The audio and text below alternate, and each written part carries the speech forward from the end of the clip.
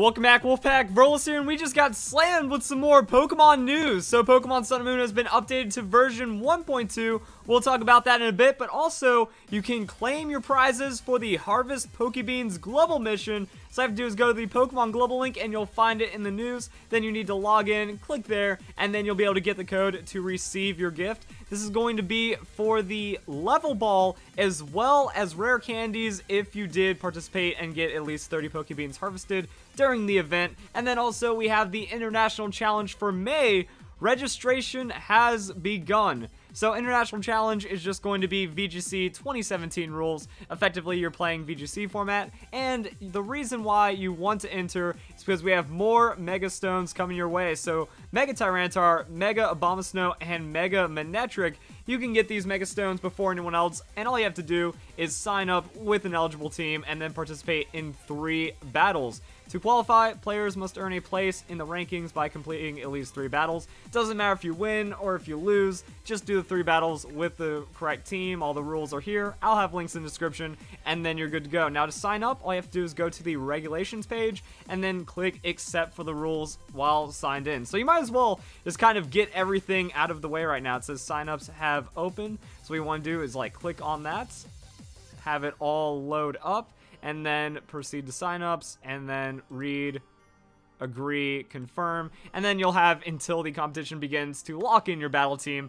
and then begin the tournament, and then all I have to do is do the 3 battles and you're going to be good to go. So that's simple registration and entry, and that's kind of all the crazy Pokemon news going on right now. Unless you care about Pokemon movie news, in which case we have new official artwork. Also, we have an update to Pokemon Go for the few people that are still playing. Right now, we have a Rock-type Pokemon World update. So that is going to be the Adventure Week update right there. And if you are interested in the Ash Cap Pikachus, or if you're just trying to keep updated with it, the Sinnoh Cap is now available in Japan. So keep an eye out for those being hacked in on the Wonder Trade and on the GTS, because now that we have a new Pokemon that can now finally be hacked in, a lot of people are going to rush to it for the giveaways. So please be aware of all this going on. Run until May 29th, and then the next Pikachu will become available. So now it's time to talk about the update to version 1.2, because there are some pretty big changes. First off, once you have version 1.2 installed, any battle videos saved prior to the update cannot be displayed or shared. So unfortunately, I feel like it's not my fault, and I still feel terrible about this. Unfortunately, all your Fan Friday submissions will not be viable anymore, so you have to resubmit, and also you can't resubmit because you have to do new battles. So if you ran a really awesome team and you think it's Fan Fridays worthy, now you have to go back out into 6v6 or Battle Spot and show us what you got, re-upload the codes, and then it might make it onto Fan Fridays. Fortunately, I pre-recorded on like Sunday and Monday, I pre-recorded this week's Fan Fridays. So at least we have something for this week, but the last time they did the update, I kind of got screwed over, and it looks like they did it again. I don't understand why it just wipes out all the battle videos, but that's kind of what we're dealing with right now. In other news, version 1.2 fixes the following issues. The zombie Pokemon glitch has finally been fixed. This is what happens when you sky drop into a spiky shield and then you get KO'd from the damage. It makes your Pokemon just invulnerable, dead, and untargetable, and you can't do anything. Pokemon's unable to attack and switch, and this was actually a fairly I wouldn't say common, but it was an easily possible occurrence through normal gameplay, so it's a good thing it got fixed, because when that happens on the battle spot, it leads to a pretty messy situation. We have a rare case where the game ends after using evolution item as the last item in your bag being fixed.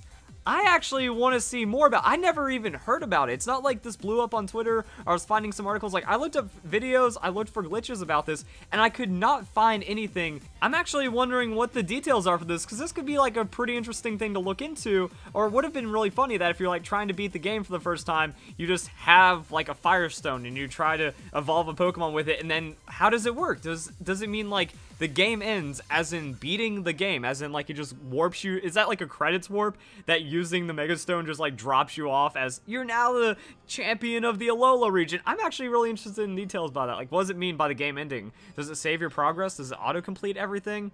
Kind of interesting. Scatterbugs sometimes not learning egg moves. Props to them for finding that.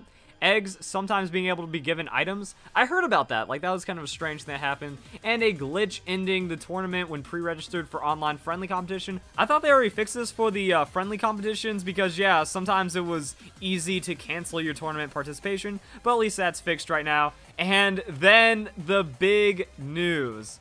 A glitch in the Pelago when entering a new month. The Pelago Skip has now been patched. And I'm also wondering, like, if they were a little too basic on the details, because my experimentation with the Pelago glitch showed me that entering a new month isn't really what triggers it, or else it would have been discovered a lot sooner. It was a specific month in a specific year, and, like, certain months in certain years do and do not work. So it's really not that simple, but whatever it is fixed right now, and I can already feel the butthurt from the Verlisify haters saying, well, I'm cheater confirmed. Here's the thing. You can't retroactively put in punishment like that. Remember, the Pokemon Company banned thousands of players for game modification, cheating, and hacking. Also, you can get banned for cloning or even attempting to clone inside of your game, but no one was punished for using the Pelago Skip, and it's not like it would be hard to detect or anything. GameSync should be able to pick that up if you're frequently using GameSync while also spamming the glitch. That's what a lot of players did, and there was no punishment.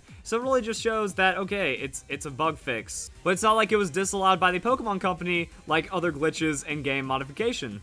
While also keeping in mind that glitching and hacking are factually incomparable, that hacking and glitching are two very different things. Hacking is game modification and tampering that is absolutely disallowed, but glitches, again, it's a case-by-case kind of basis, and sometimes it's just a natural gameplay feature that leads to an unexpected result. That anyone could have discovered this glitch, and that's pretty much happened. Everyone kind of discovered it when their clock rolled over one day and they realized the Pokepelago completed and that it could be repeated. It's not like some hardcore glitching that would be forbidden by most other games or game developers. That when it comes to what is and is not allowed in Pokemon or just any game, is that it is always a case-by-case basis, and it's kind of hard to tell what the Pokemon Company or the game developers think of it if they don't do anything to fix the issues, especially with how long they took. That this has been discovered since January, and it's now mid-May that they're finally rolling out this patch. Any other game developer, any other game that actively patches, you're going to see updates about weekly if it's a serious issue, if not twice weekly, or at least monthly, because these are not very hard issues to fix. It's just that the updates for Pokemon are generally pretty slow, and there was nothing from the Pokemon Company saying that you should be advised to not do this glitch, and there was no detriment to performing the glitch as well, so the urgency really wasn't there, and again, you just can't retroactively do it. Okay, now it's patched, now it is not possible to do, therefore, Pokemon Company has made their statement about it. This is different to the cloning glitch as well, that a lot of people are like, well then what about cloning, because the Pokemon Company allows that. They don't. They actually have made statements about the cloning glitch being banned, and they tried to patch it several times throughout many generations. Like the GTS used to be really easy to exploit and clone Pokemon back in the 4th generation, but they've done patches and maintenance, and they've tried to prevent it, and they've tried to make it more and more difficult. Unfortunately, there's just something that makes it impossible to patch with the current framework, which is why they have the timeout in Pokemon Sun and Moon. That if you disconnect while trading with someone, then you do get a soft ban, and that's to prevent people from cloning.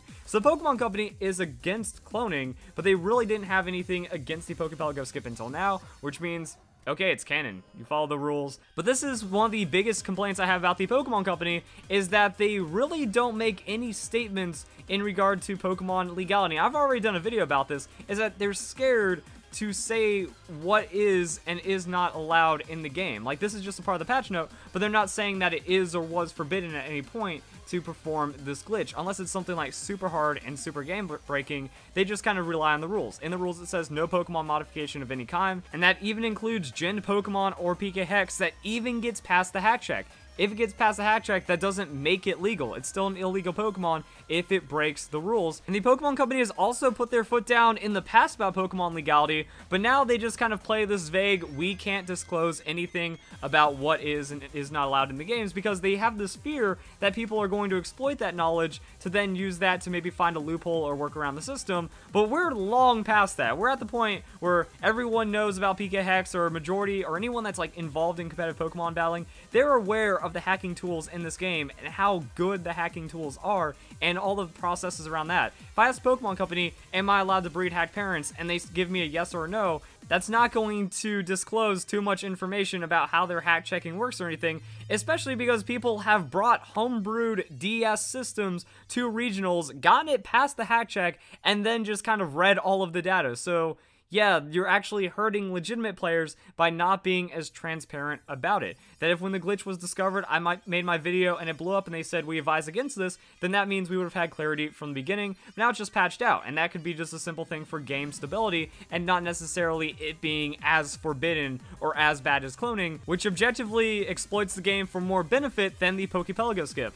So yeah, the Pokemon Company, they just kind of have this vagueness about what's going on. It even goes back to the Pokemon Bank. That the Pokemon Bank, if they didn't want us to use Missing No Glitch, they could have just said, you know, don't use Missing No Glitch. It's not like someone's going to look it up and then learn about the Missing No Glitch for the first time after it existing for 20 years and then go and exploit it because now they know. There's enough resources out there to where the Pokemon Company should just be blunt with us. So you see this in other games, that they either say, don't do it or you're going to get banned, or you can do it, but I'm giving you a heads up now that's going to be patched in a week or with the next content update. And that's kind of the thing about the Pelago Skip. You know, sometimes when you're in a patch for a game that's actively updated, you look at, like, there's something that's super broken and, like, dominating on the ranked ladder or whatnot. Let's just take, like, a broken champion in League of Legends or something overtuned during a patch when balancing. You can spam that all you want in ranked if it doesn't get banned or if you get the opportunity to play it, and then that is going to give you more of an advantage. That is going to give you the opportunity to win more games than you should have won in a more balanced state, but then when it gets patched out, that's kind of it. Also, certain exploits, you know,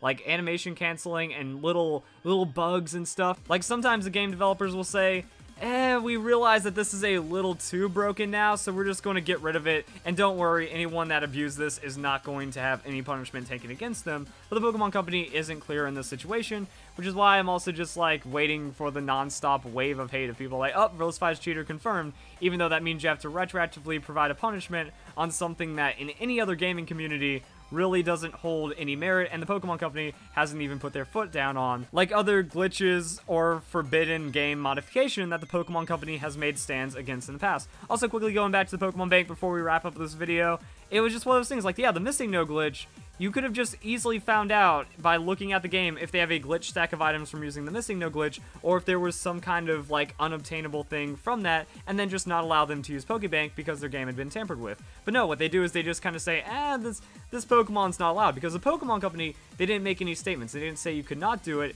It's just that the Pokemon Bank said, well, we're going to just block whatever looks that way, and also to the point where some things that are obtainable through glitches are allowed through the Pokemon Bank, and the Pokemon Company allows it through gameplay while also forbidding other things. So guys, enjoy the video. Pretty complicated breakdown of the Pelago Skip and the fix that is enacted. So guys, enjoy the video. Hope you all have a nice day. Thank you very much for watching.